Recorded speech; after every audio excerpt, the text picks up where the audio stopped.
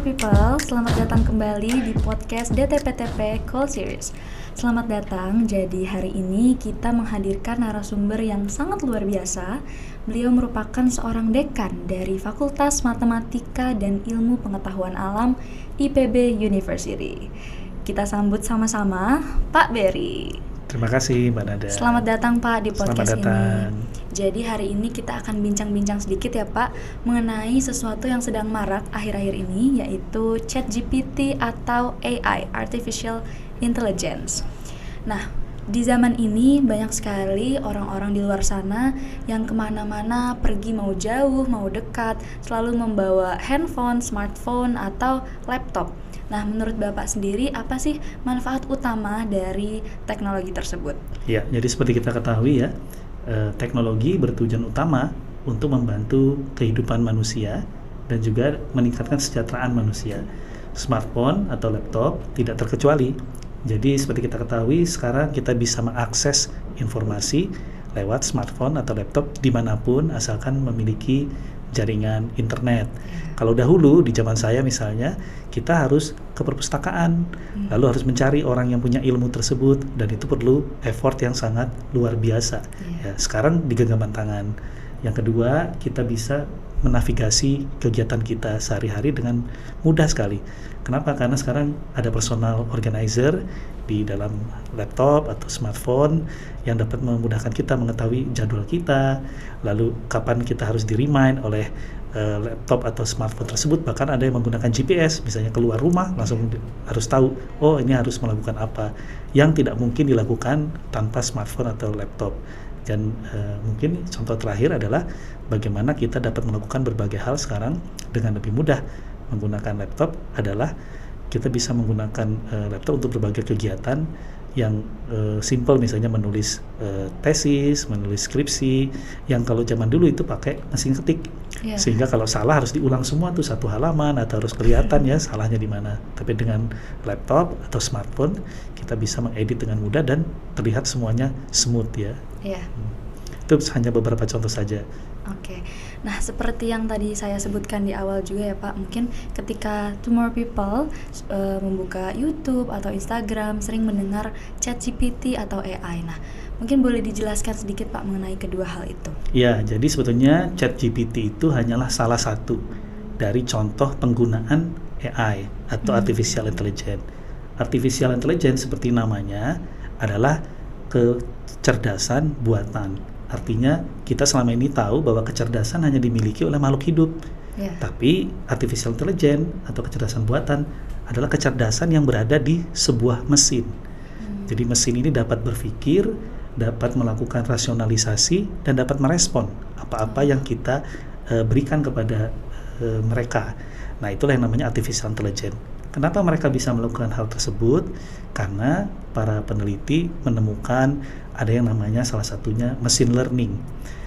Machine learning adalah algoritma atau bahasa pemrograman yang menyebabkan mesin dapat mendeteksi input ya, masukan-masukan berupa teks, berupa kalimat yang kita ucapkan, gambar, lalu dia melakukan prediksi terhadap apa yang selama ini berkenaan atau berkaitan dengan hal-hal tersebut. Nah, kemudian memberikan respon berdasarkan prediksi tersebut. Nah, salah satu daripada pemanfaatan machine learning yang menjadi sebuah dialog atau respon yang berupa percakapan, itulah yang disebut dengan nama ChatGPT. Oke, nah menurut Bapak sendiri bagaimana pendapat Bapak akan kehadiran Artificial Intelligence? Ya, jadi Artificial Intelligence itu mirip dengan semua teknologi lainnya. Semua teknologi itu memiliki dampak yang baik atau positif dan juga memiliki dampak yang buruk atau negatif. Semua tergantung daripada pengguna teknologinya. Iya, betul. Nah, apa sih Pak esensi utama dari kehadiran AI? Apa yang dapat kita peroleh dengan kehadiran AI itu sendiri? Sebetulnya tanpa kita sadari, sebelum kita heboh dengan ChatGPT, karena ChatGPT itu kan tadi saya sampaikan ya, salah satu contoh saja dari AI. Sebetulnya selama ini sebelum ada ChatGPT, hidup kita sudah berkenalan langsung dengan AI. Misalkan kalau mahasiswa nih main Instagram atau Facebook, ketika kita berkonsentrasi atau melihat suatu konten lama di dalam konten-konten tertentu, maka artificial intelligence mendeteksi bahwa kita senang akan konten tersebut. Lalu dia akan kemudian berdasarkan algoritmanya akan memberikan kita konten yang serupa karena dia tahu bahwa kita suka dengan konten yang seperti itu. Makanya ini sangat berbahaya sebetulnya. Kenapa? Karena ketika kita kemudian terus menggunakan Facebook dan Instagram, akan terjadi personalisasi ini, dan jika ini berkaitan dengan politik, berkaitan dengan agama dan lain-lain, kita akan seperti hidup di dalam tempurung karena semua yang diberikan seakan-akan mendukung keyakinan kita. Itu. Jadi itu ada fenomena yang cukup negatif ya kalau dipakai situ. Tapi fenomena positifnya misalnya kalau kita menggunakan software atau aplikasi untuk belanja misalnya, karena ada AI di situ, maka AI ini akan membantu kita tidak perlu repot-repot mencari lagi barang-barang sejenis. Kenapa? Karena dia dapat belajar dari pembelanjaan kita di masa lalu sehingga bisa menawarkan apa sih yang kemungkinan kita bakal suka di masa yang akan datang. Jadi sebetulnya banyak sekali yang sudah kita pakai di dalam kehidupan, itu hanya beberapa contoh saja. Iya. Nah, apakah nantinya berarti dari kehadiran AI itu ada kemungkinan bahwa penggunanya itu akan mendapatkan efek addicting gitu ya Pak?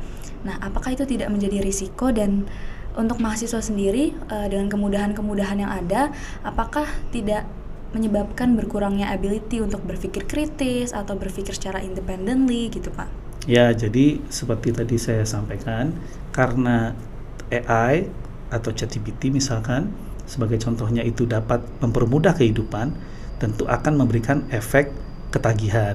Siapa sih yang nggak mau hidupnya lebih mudah, begitu kan? Apalagi semua jadi lebih cepat, jadi pasti akan ketagihan. Nah, yang paling penting seperti yang lainnya tentu adalah kita harus mengatur penggunaannya. Nah, di dalam pembelajaran, karena kita perlu melatih critical thinking, ya, analytical thinking dan lain-lain, sebetulnya penggunaan AI jika benar bisa justru membantu critical thinking dan analytical thinking. Seperti ChatGPT itu sebetulnya bisa kita pakai untuk membangkitkan ide-ide. Jadi kita gunakan untuk membangkitkan ide. Jika kita ingin berpikir akan sesuatu, kita tanya aja dulu dengan ChatGPT, tolong beri ide bagaimana kalau kita ingin melakukan ini. Nah, setelah ide-ide itu muncul, barulah kita gunakan otak kita menganalisis hasil yang didapatkan oleh ChatGPT dari opsi-opsi yang ada, kita coba hubungkan dan kita cari pilihan terbaik. Nah, itu artinya ChatGPT tidak menghalangi kemampuan kita berpikir kreatif dan juga analitis. Betul. Nah, tapi sebelum kita ke pertanyaan selanjutnya, saya itu penasaran sekali ya Pak, bagaimana sebagai mahasiswa tentunya kita seperti yang Bapak bilang tadi, ingin sesuatu tuh mudah dan cepat. Apalagi akhir-akhir ini ada berita juga Pak bahwa mahasiswa mengerjakan skripsi menggunakan ChatGPT. Nah, kembali lagi dengan teknologi itu, kita sebagai manusianya harus punya boundaries ya Pak, harus punya kontrol atas itu. Nah, teman-teman Tomorrow People di rumah juga penasaran bagaimana kita sebagai manusia bisa punya kontrol dan boundaries agar tidak mendapatkan efek addicting dari AI itu sendiri.